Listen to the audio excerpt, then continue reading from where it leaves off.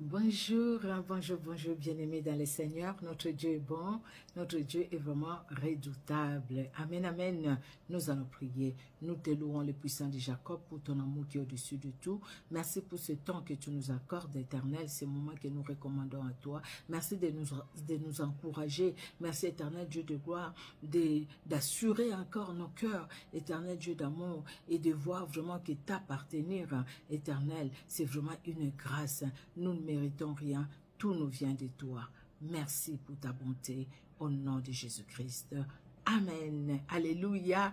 Merci Saint-Esprit, parce que tu es celui qui nous révèle les choses cachées. Tu es celui qui nous parle, parce que tu veux nous voir avancer avec le Seigneur. Nous allons lire Ésaïe 41, le verset 10. C'est un passage en tout cas. C'est sûr que vous connaissez ce passage. Alors, Ésaïe 41, verset 10. Là, je suis dans la version française, la version Louis II, 1910. Ne crains rien, car je suis avec toi.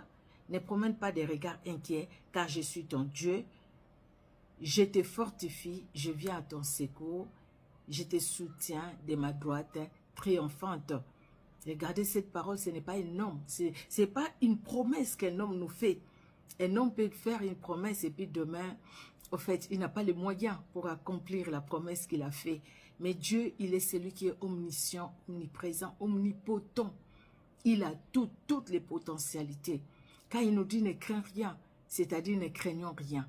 Ne craignons rien parce que nous avions cru à celui qui est vivant, celui qui est puissant, celui qui combat pour nous. Regardons ce qu'il a fait à la croix de Golgotha.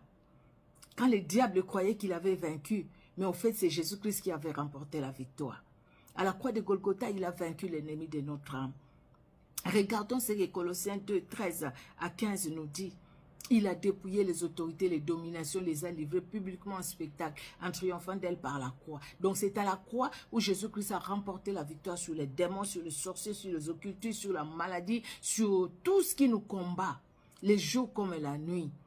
Et si nous restons toujours attachés à lui, il nous donnera la victoire. Sa victoire sera à nous, bien-aimés. Notre combat est en différé. Il a remporté la victoire et il nous la donne. Alléluia. Afin que nous puissions vivre cette victoire. Ne crains rien, bien-aimé dans le Seigneur. Ne promène pas des regards inquiets, quelle que soit ta situation aujourd'hui.